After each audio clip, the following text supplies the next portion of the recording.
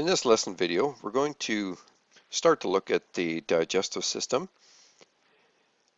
We'll basically look at the structure and the function of the digestive tract. So the digestive system, it's involved in ingestion and digestion of food and the elimination of indigestible material. So it really takes place with the mouth, which is the beginning of the digestive tract, and then ends with the anus. So digestion involves the mechanical breakdown of food, beginning in the mouth, and continues with the churning and mixing of food in the stomach. And then you also have chemical digestion, which involves enzymes which break down macromolecules into small organic molecules. Here's a diagram of the different parts of the digestive tract, and you can see it. There are quite a few parts of it, beginning with the mouth. And then you have the esophagus, which empties into the stomach, and then you have the liver there as well. Then the stomach empties into the small intestine, which comprises three parts: the duodenum, the jejunum, and the ileum. Then you have the large intestine, also contains a number of parts to it, which you can see here, and then the end of the digestive tract would be the anus. The small intestine would be the longest part of the digestive tract by far. If I recall, it's around 26 feet, or approximately 8 meters, and so it is quite a long part of the digestive tract. So beginning in the mouth, then we have our teeth, which are involved in the chewing of food. We have the tongue, which involves the formation of the bolus, which is just simply a mass of food that's ready for swallowing. So the tongue helps to take the parts of the food, put them into a bolus, which then can be swallowed, gets ready to be swallowed. The roof of the mouth, it has the hard palate and also the soft palate, and it prevents food from entering into the nasal cavity. We also have our tonsils, which they contain lymphoid tissue and they protect against infections. And then we have our salivary glands, which produce saliva to keep the mouth moist. And they also contain an enzyme that begins to digest starch. It's certainly by no means complete digestion of starches, but you may get some large carbohydrate chains get broken down into some smaller chains with that particular enzyme. So the pharynx, then, it's the passageway. It receives air from the nasal cavities and food from the mouth. So here is the part where you have both air and food. And then with swallowing, that's a reflex action that occurs in the pharynx. And what happens is the soft palate, it moves back to close off the nasal pharynx. So that way, when you swallow, you don't get food and things that travel up into the nasal cavity, and so it continues on down the digestive tract. Another part of swallowing is that the trachea actually moves up under the epiglottis to cover the glottis, which is the opening to the larynx. So during swallowing, food enters the epiglottis because the air passages then are blocked. And there's actually quite a nice simulation in the interactive text on the website that would be a good thing for you to have a look at. It demonstrates that quite nicely, what happens when you actually swallow, so that we don't get food into our nasal cavities or into our lungs. And you can see how that happens. So swallowing here then, so these are the different parts here which are referred to, and in the simulation in the interactive text, you can visualize how swallowing actually takes place. You can see you have the soft palate there, which ends with the uvula, and that closes up the nasopharynx, so you don't get food going up into the nasal cavity. And then you have the epiglottis, which covers the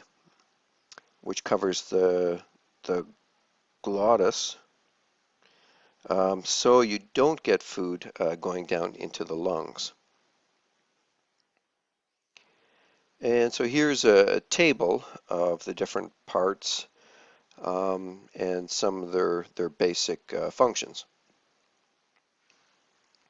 So we'll have a look at the esophagus now. So as food gets swallowed, the next place where it goes to is the esophagus, and it's a long muscular tube that moves food from the mouth to the stomach by peristalsis. And it is indeed the contraction of muscles that that transport the food to the stomach through the esophagus, and that's why you can actually swallow when if you're hanging upside down, you can still swallow because um, the delivery of food through the esophagus is not determined just by gravity. It occurs through the contraction of muscles. And you have and these would be smooth muscle. We've talked about the different kinds of muscle. You have smooth muscle of the digestive tract, you have skeletal muscle, and then you have cardiac muscle.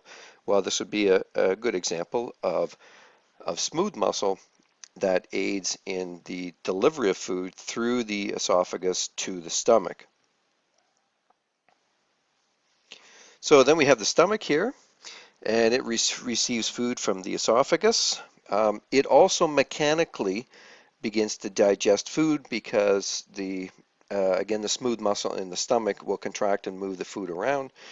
So that also aids in its digestion or absorption. Well, not so much absorption. There's not much food that actually gets absorbed in the stomach itself. We'll have a look at that again in just a minute, but most of the absorption occurs in the small and the large intestine, but it does begin to break down in the stomach itself. So we have these folds in the stomach. So when the stomach is empty, these folds are most pronounced. They're referred to as rugae.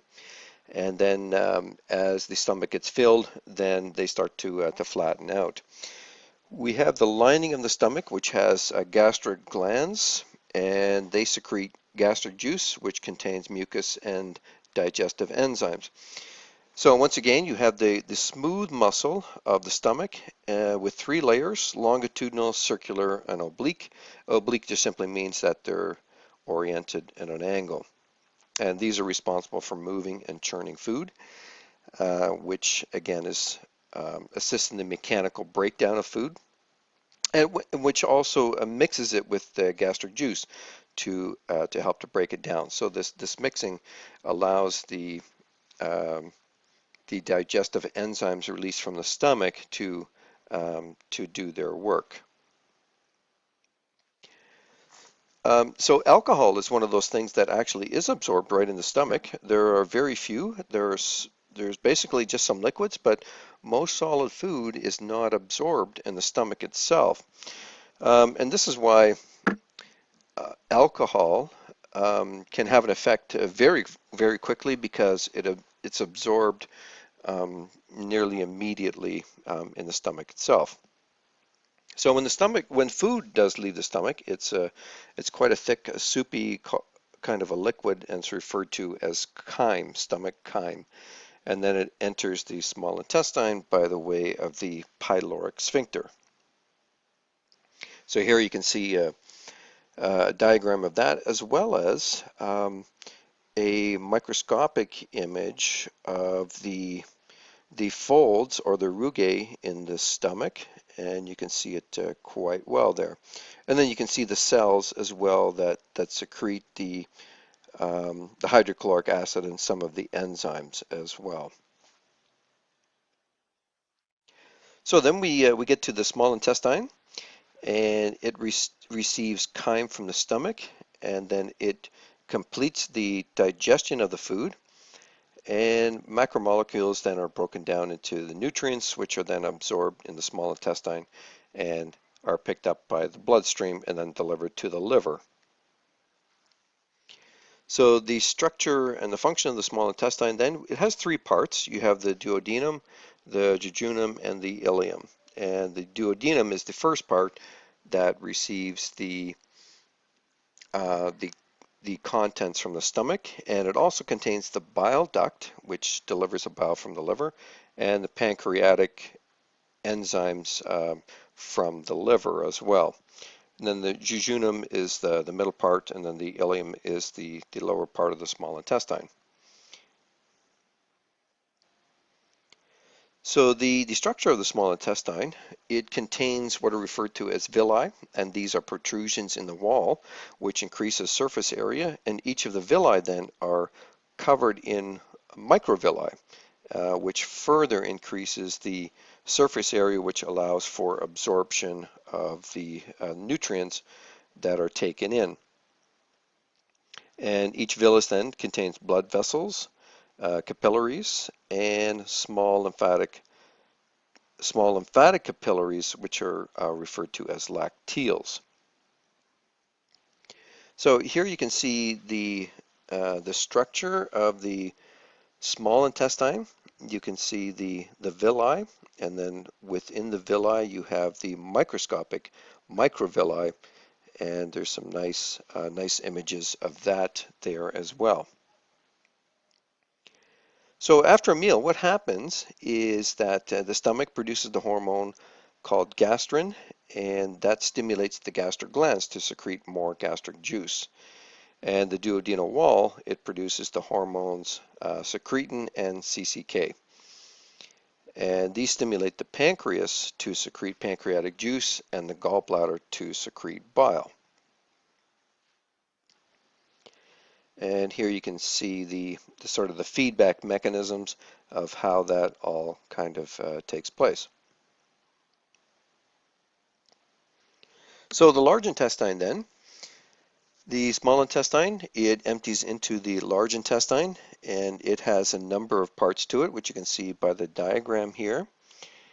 And it begins with the transverse or the ascending colon, which is on the right, and then you have the transverse colon at the top, and then the descending colon on the left, which ends with the sigmoid colon and the rectum.